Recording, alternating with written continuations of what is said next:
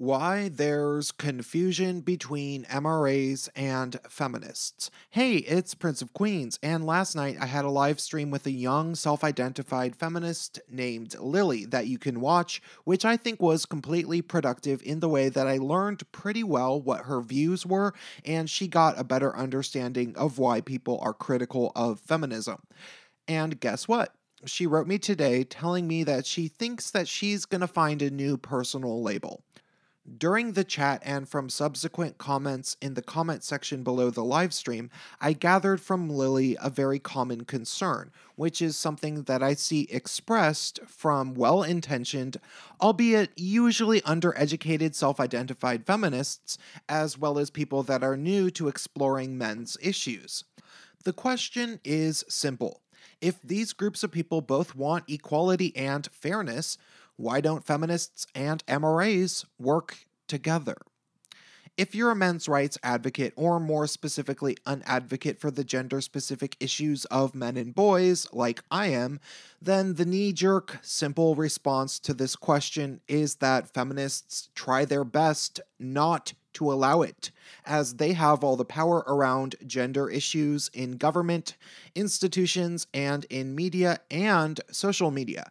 They do not want MRAs to have a seat at the table. They want MRAs to convert to feminism and perpetuate feminism. However, although that answer is definitely true, if you really research things, which I suggest that you do by starting with the documentary The Red Pill and going from there, I think that wouldn't deeply answer many people's question. No, I think that more than that, there is a simple person-to-person confusion that happens when people on my side of the fence try to discuss their criticisms of feminism with people that assume feminism to be a force of good. Feminists can't seem to understand why people would be critical of feminism, and MRAs can't seem to understand why people won't ever let us talk. It's very hard to have the conversation for both feminist-leaning people as well as MRAs, often even without the presence of an interfering, rabid, and aggressive man-hating feminist that immediately jumps to hurling insults and thus derails any progress towards a productive dialogue, which is a common happening by itself. True believer feminists try desperately to make sure that passive feminists avoid conversing with people like myself. They often sabotage the interaction entirely. You see, despite the fact that it is only a minority of people in the United States that self-identify as feminists, I would speculate from my personal observations that a definite majority of individuals in our nation believe that feminism is a genuine social justice force, which has historically done noble things and has a positive influence even to this day.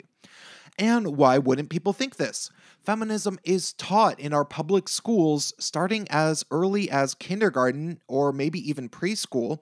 Feminism is glorified in media, on social media, in the blogosphere, and by almost every politician from the Obamas to the Clintons to Bernie Sanders, all the way up to Trump himself, as he has already supported feminist programs and I don't believe has ever explicitly come out against feminism. Still, almost every person in the entire Western world has encountered feminists that they dislike and feel are excessively radical. People generally feel that these people should not and are not representative of what the feminist movement mostly is, or certainly should be. So, while most people might not call themselves a feminist, or maybe they call themselves feminists but don't actually attend feminist meetings or explicitly desire to smash the patriarchy, like my guest Lily said of herself, these people still assume that feminism is good. I used to be one of these people. And although I wasn't ever really a feminist, I assumed feminism was good because I had heard all sorts of numbers about how many women supposedly get raped every year on college campuses or over the course of their lives. I assumed feminism was good because I had heard things about a wage gap. I assumed feminism was good because I had seen misogyny numerous times with my own eyes. I assumed feminism was good because once upon a time, women couldn't vote. I assumed feminism was good because it is very difficult for women to learn about or access proper birth control in some areas. We have all heard these things, of course, as they are the standard set of talking points fed to us not just by gender studies professors, but by media and our public school teachers, starting in kindergarten. We are fed this feminist narrative practically as soon as we learn to understand the English language. That all said, people who self-identify casually as feminists or sympathize with feminism due to these standard talking points very often assume that anybody who doesn't support feminism is a bloody fool, as it seems like such an obvious position to support. Weren't you paying attention in class? Like, ever? And so, these people often become at least somewhat hostile and dismissive very quickly when they hear that somebody isn't a feminist, or gasp, thinks that males are actually getting the short end of the stick systemically. And of course, it doesn't help that the hardcore feminists have been lying about men's rights advocates so aggressively for decades, calling them misogynists that want women barefoot and pregnant. And if everything we had all heard was true, then it would be hard to imagine why somebody would choose to be an MRA. Now, let's look at the other side of the coin. Let's examine how men's rights advocates feel when they enter into these discussions with feminists, who more than often assume MRAs are completely misogynistic morons or assholes that must not have been paying attention to literally everything they were taught about gender issues their entire lives. The thing to keep in mind right off the bat is this. I don't think that there is a single men's rights advocate alive that didn't first thoroughly learn about all of the educational talking points provided by the feminist narrative. Because, again, it is what is taught to all of us, starting when we are little children. It's not that MRAs missed the memo. Rather, it's that at some point, for whatever reason, each and every MRA started to become skeptical of the feminist narrative, especially in relation to how males ended up being treated in society after feminism became the dominant cultural force.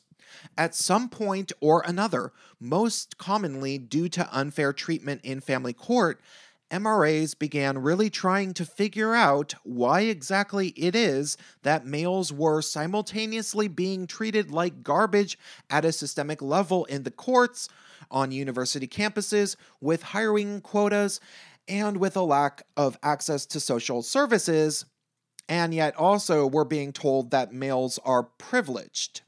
These people began to realize that there was something very calculated going on, something where males were simultaneously being very obviously oppressed, females clearly being privileged, and all the while, almost everybody was telling us that the reverse was true. And then they realized that this problem was rooted in the philosophy and implementation of feminism. And so the MRA began questioning everything that they had been taught and began to realize that almost all of it didn't hold up to scrutiny. The wage gap is a tiny fraction of what people claim that it is and is mainly based around different career choices.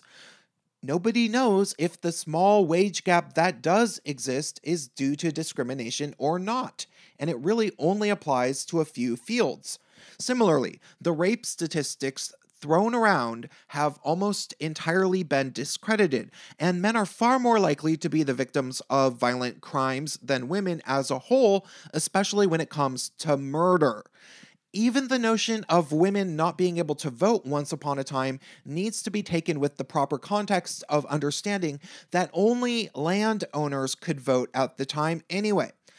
Then, After the MRA began learning about how many lies they were told by feminism, they also started to learn what feminists use as a motive to perpetuate all of this nonsense, which is patriarchy theory. The idea that all men collude either consciously or subconsciously to oppress all women, which is simply not true. In reality, males and females work best when they cooperate with each other, and most functional societies are built on that foundation where, although men tend to have a few more freedoms than women, women are given the benefit of protection and service from men, who generally do everything they can to keep the women in their lives happy and not oppress them. All of this takes a while to learn, but once you learn it, it's almost impossible to see feminism as a good thing. Thus, when you think about the fact that men's rights advocates are people who have been fed the same information as feminists about females supposedly being treated poorly, and then the MRA finally became skeptical of it and did the research required to debunk all of the myths, these people want to share their information with everybody. But what happens? They are called bloody fools who obviously weren't paying attention in school, or misogynists, or any number of other insults by feminists and feminist sympathizers.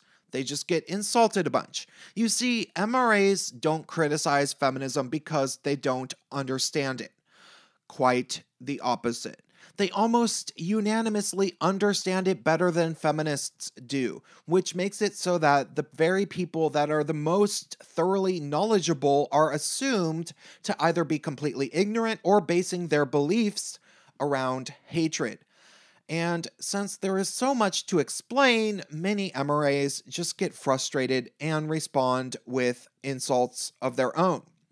Really, people who haven't thoroughly questioned the feminist narrative are often so incredibly arrogant due to the fact that everybody they know ignorantly agrees with them that they think men's rights advocates must be crazy, or idiots, or people that just hate women a lot. And of course, there's endless feminist blogs saying that MRAs are just that, written almost unanimously by women who do sincerely and thoroughly hate men. Thus, MRAs get extremely tired of being smeared because that's a constant for us. If somebody identifies as a men's rights advocate and hasn't been lied about personally, they at least certainly know that everybody they look up to has been. And so, after all of that, when an MRA runs into a nice feminist like Lily, who sincerely doesn't wish men's rights advocates any ill will and is completely willing to try to get to know MRAs and find out what their talking points really are, even still, some MRAs very often don't respond super well. Often, MRAs are suspicious, defensive, and think that the feminist is trying to trick them or something. I've heard of this happening numerous times, and I've seen it happen too. Personally, while I wish everybody was patient and gracious in conversations, even on the internet, I'd be a major liar if I said I always was super patient, because I'm not. You see, after bothering hundreds of times to write out veritable essays in comment sections in attempts to answer questions feminists did explicitly ask of me, only to have them say things like, "Do you actually expect me to read that, neckbeard?" After them doing that to me, I've obviously grown a bit impatient myself as well. Still, hopefully, if more people like Lily start to become aware of how much thought people on my side of the argument have put into shaping our views and why we hold our views, hopefully more productive conversations can be had, similar to the one that I had with her. That's all I have to say for this video. If this was helpful or made you feel hopeful for the future in any way, please do consider helping me out on PayPal or Patreon. There are links in the description, and of course, stay tuned.